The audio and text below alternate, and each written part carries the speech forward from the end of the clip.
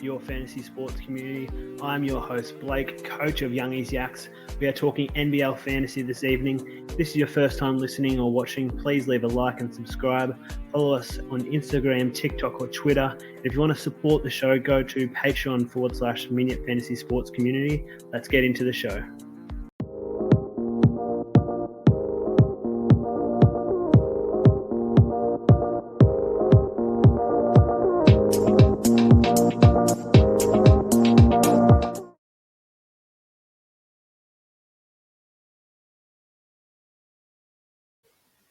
Hello and welcome to Minute Your Fantasy Sports Community.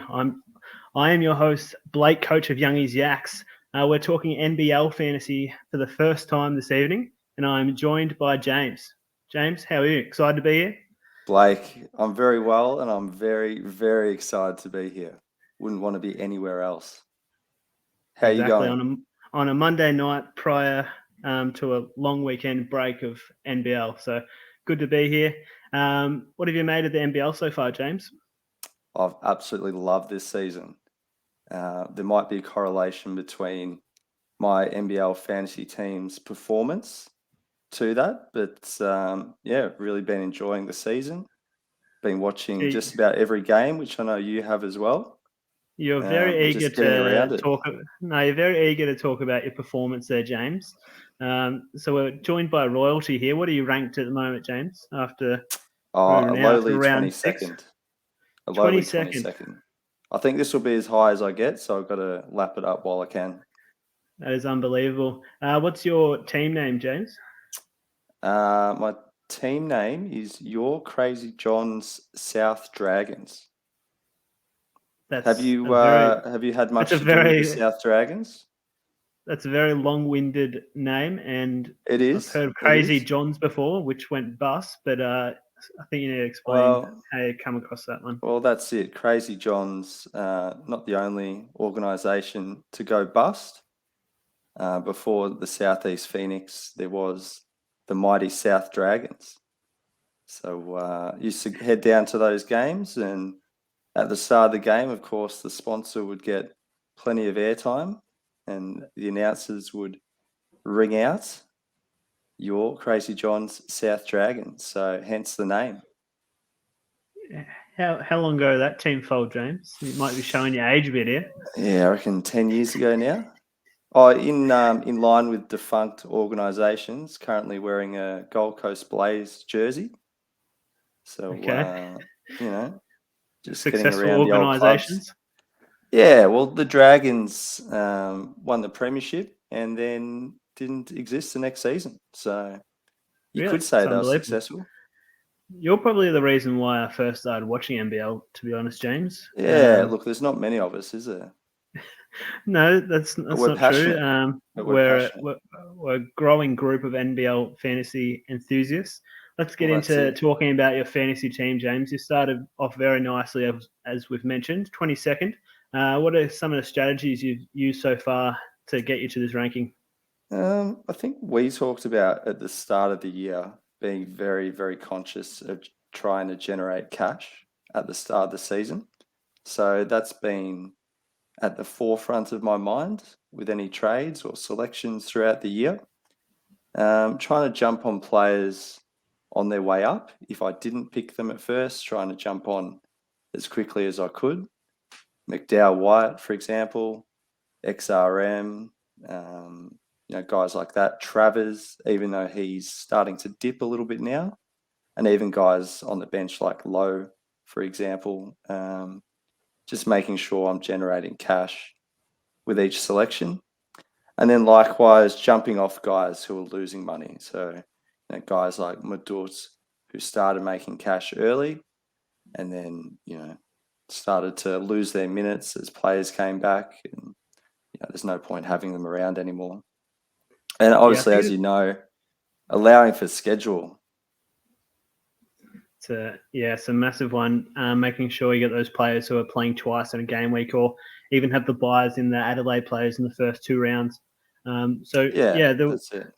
I think you're right. We really did try and focus on getting some value into our teams early on, because that's where we went wrong previously. Even though our value isn't as strong as some of the higher ranked teams in NBL Fantasy. We're probably sitting at about 11.2 value, whereas some are already at 11.7, almost reaching 12 mil. So it might be very difficult to try and catch those players if you don't get the rookies right early.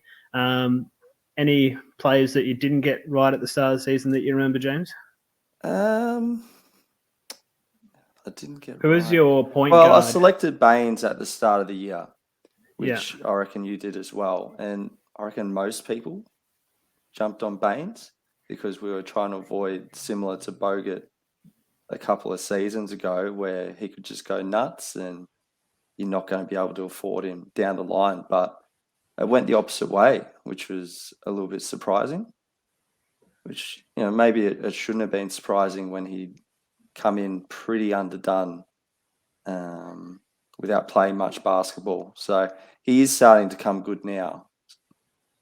We did think that about Bogut early on when he returned to the NBL, and Baines has shown that he can break out with a big game, but he has ran into foul trouble a couple of times, not playing massive minutes, and he has looked to be struggling a bit. He might be a mid-season get on there at very cheap value.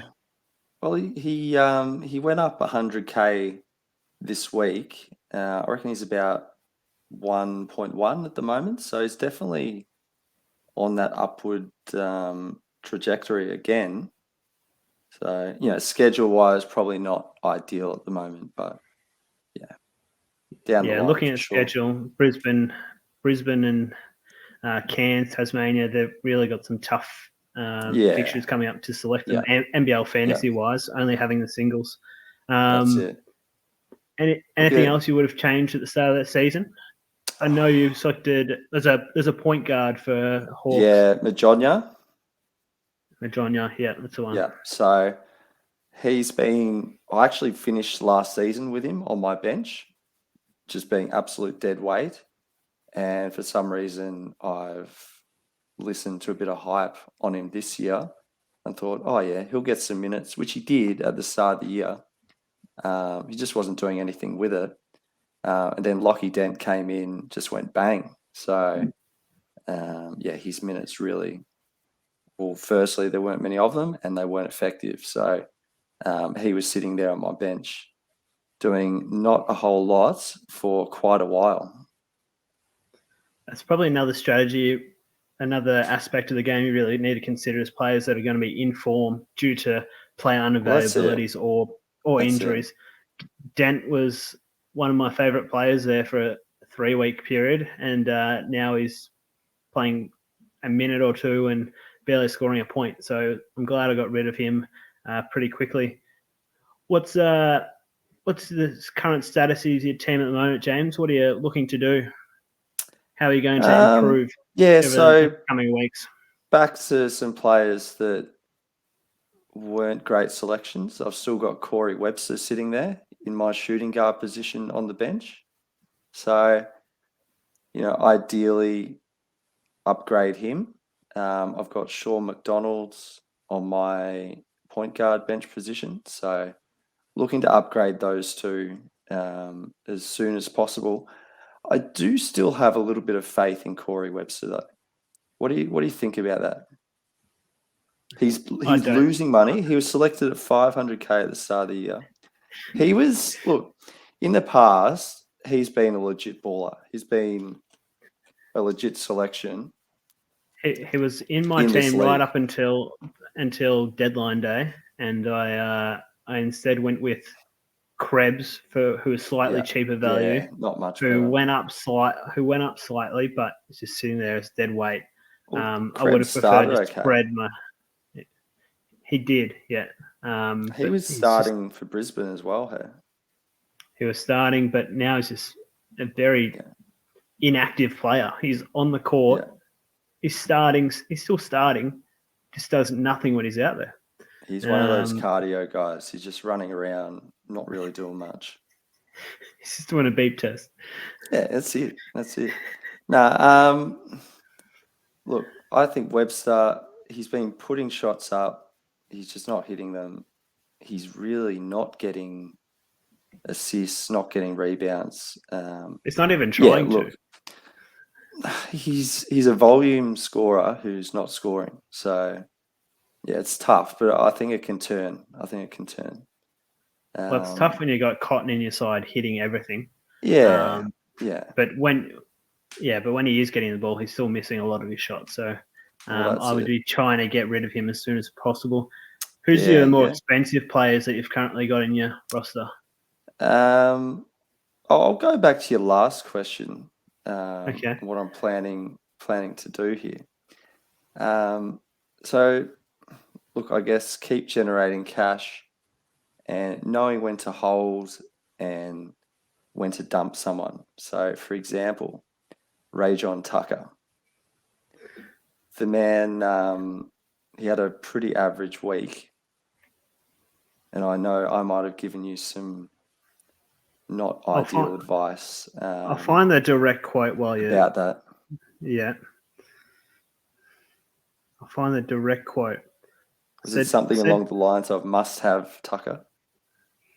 I said, I'm going to do something different this week, James. I don't think Tucker can keep this up. And you said, Tucker is, you need Tucker in your team. And so I stand by that. The guy was coming off 4 games in a row of 50 plus. Yeah, coming off the bench. Well, he's only recently coming off the bench, but I get what you're saying. He's in about 30% of teams. If you don't have him and he goes for double 50s again, that's big trouble. But I think you've caused me a bit of sabotage here. I've got him on my team. But I don't know if I will at the end of this trade period. I'm ranked about 150th, and I would be inside the top 100 if I went with the moves I was going to. Really? Okay. That's disappointing. Yes, so you sabotage me. Will you be holding Tucker this week? Yes, I have to hold him now because I would have brought in... Well, to have all doubles on the field, I will. Okay. Because a part of my plan was to get another Adelaide 36ers player who would have been on double, but now I've got to get rid of my Perth selections in Cotton Franks and that you're thinking of? I couldn't afford Franks, I don't think. I think I would have had to go with the other big fella. Yeah, Cleveland, who is in your team as well. Him in. Yeah, I brought him in last week. He outscored Tucker though, didn't he? He did indeed. Yeah, exactly. But that's not hard. I'm really quite torn on Tucker. I really am, because I think the scoring potential is obviously there. A player that's still in 25% of teams who's got injured on the weekend is Xavier Cooks, who's still scoring very highly on singles. He'd be a must trade now with a couple of week injury. For sure. Yeah. For sure. Use that cash for someone on the double, or even like a Pinder preparing for the round 8 schedule there. Is Pinder in your plans? I don't think I can afford him. I don't know. I haven't looked into if I can afford him. I don't really feel comfortable bringing in too many Cairns players, just because after that round 8, they're back to singles. At least New Zealand players have an extra week where you can get them on the double.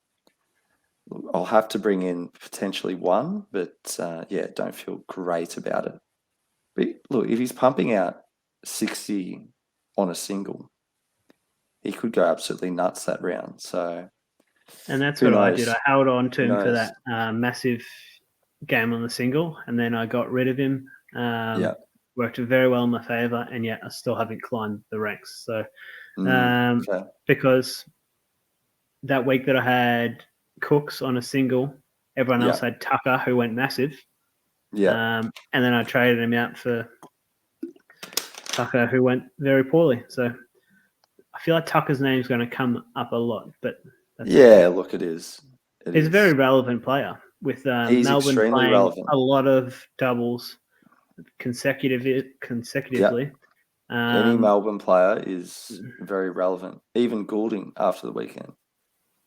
I don't think Maybe he's not. relevant. Well, After he's going what to he generate did, you. If you brought him in now, he's going to make you a little bit of cash with that last score in his system. yeah, but would you prefer to make cash and lose ranking, or We've score scored points more now? than Tucker. I should have brought in Goulding over Tucker. You're correct. You should. All right, James, give some advice to our many listeners and followers to this great podcast. How are we going to climb the rankings for these upcoming weeks? What's some big key strategies you got for us?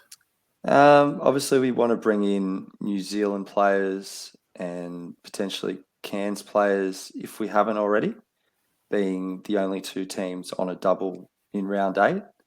At the moment, I've only got 2 players, being DJ Hogue, who is a guy I picked at the start of the year, who hasn't really been on my court that much, just due to schedule, but he's been sitting there making quite a bit of cash and helping out the scoring.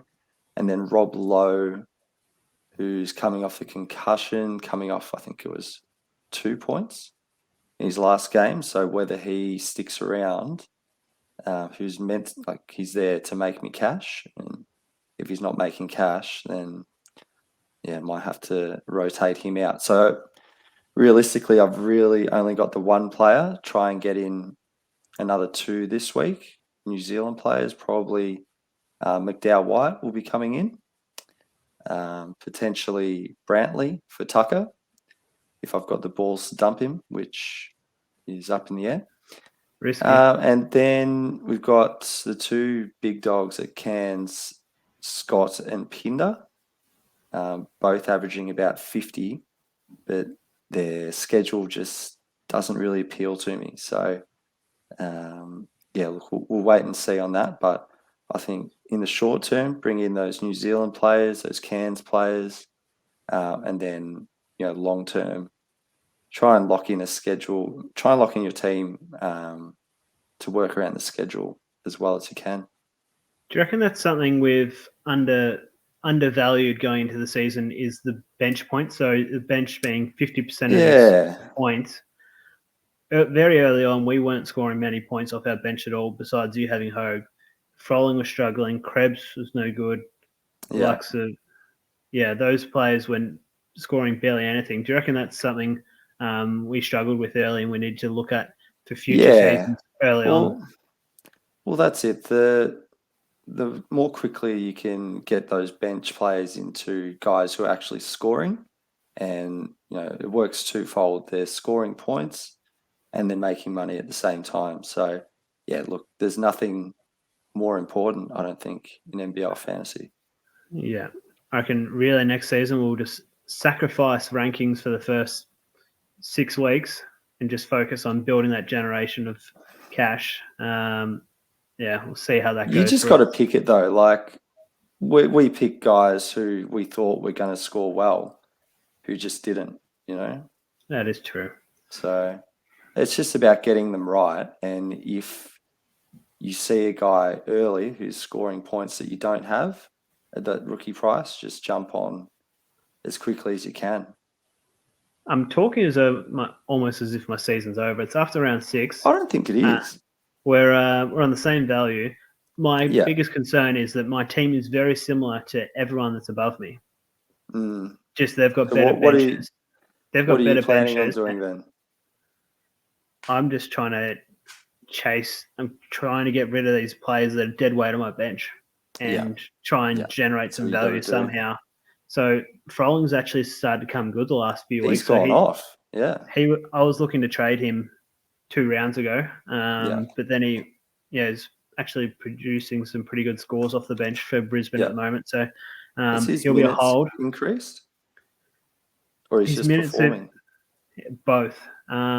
His minutes are increasing based off some good performances when he was getting the low minutes. So I think there was a game there where Baines ran into some foul trouble as well, which increased his minutes, and he really performed. So it was really good that he could, take his opportunity when he got it. So, but the players I'm looking to really get rid of is Krebs, and I'll be trading him out this week, and finding that value by getting rid of Bryce Cotton, who's my most expensive player. Yeah.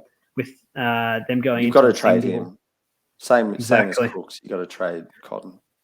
And I've got the rotation there for the shooting guard position. I held on to Randall with that single week injury, so he can rotate onto my field. I can select a cheaper player, shooting guard position, to sit on my bench ready for next week, or do some moves around to try and generate some value through another position. So Brantley's definitely in my plans as well. I think he's been performing really well over the last couple of weeks, putting in that massive score 2 rounds ago. So he'll be looking to come into my team with some good value. I really want Pinder, but I won't be able to afford him. It's tough. And the player I missed out on was McDowell White early on. In one game week, I decided to hold Cooks, and the only way I could do that was by getting the AFA instead of McDowell White. And that was really costly. Yeah, he looks small a bit decisions there, doesn't he?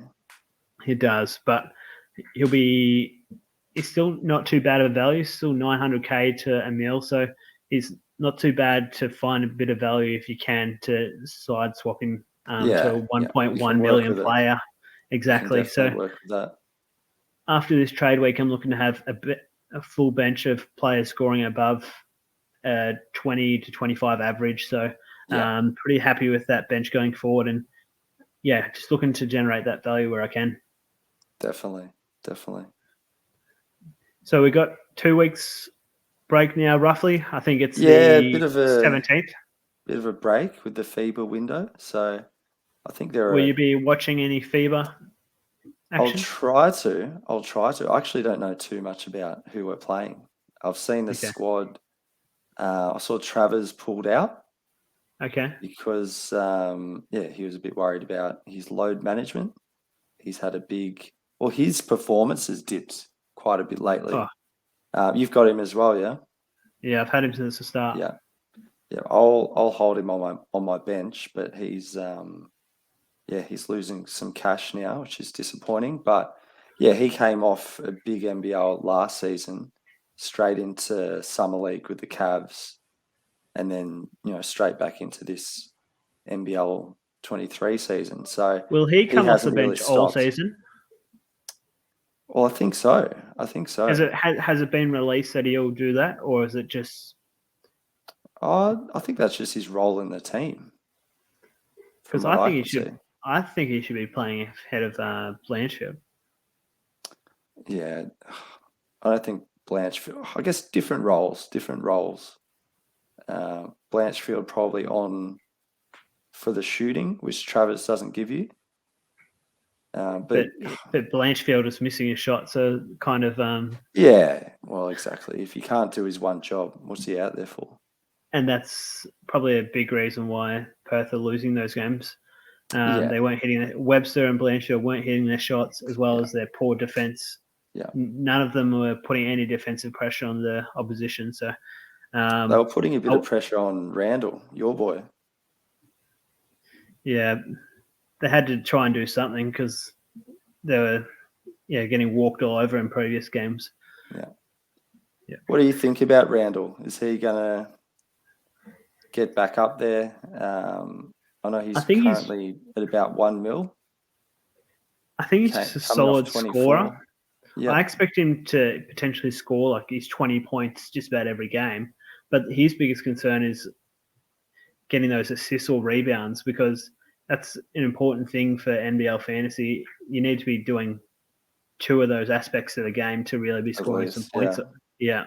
Like if you go out there and score 20 points, get a couple of assists and a rebound, you're still not going to be getting massive scores. So that's it. I think you need to be almost getting a double-double to sort of stay in your NBL fantasy team going forward. The players like Travers, he's probably more of a chance of getting a double-double than Randall is. Oh, for sure. Travis might score 8 or 9 points a game, like baskets a game. Yeah. But his fantasy score, like he's doing a bit of everything. Whereas Randall that's can where, drop, like you said, 20 and do nothing else.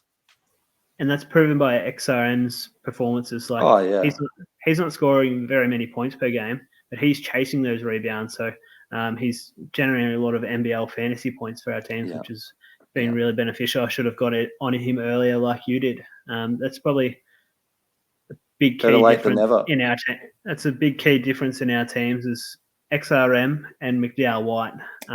You got those guys early, and I didn't follow the form. It's where I really struggle with my fantasy teams is picking players that are in form and not being so stubborn. Happens to the best of us, Blake. I'll just learn and the from rest of us. I'll learn from your fantasy experience in the future. Yeah, look, follow me and you'll be 22nd overall. Wow, I might put that as the title of the show. That's shocking. That's shocking. I'll caption that and put that over all of our socials on our Twitter, Instagram. And then I'll do a TikTok video of just you saying that, I think. Maybe we'll check in a few weeks' time and we'll just check in exactly where I'm sitting because I don't reckon it'll be 22nd. Exactly. You'll be in the top 10 by then, James. That's it. Yeah. Eyes on the prize. James, any other further words of wisdom before we wrap up the show? No, thanks for having me, Blake. And it's been fun sharing the season with you and bouncing ideas off you all season and looking forward to it continuing.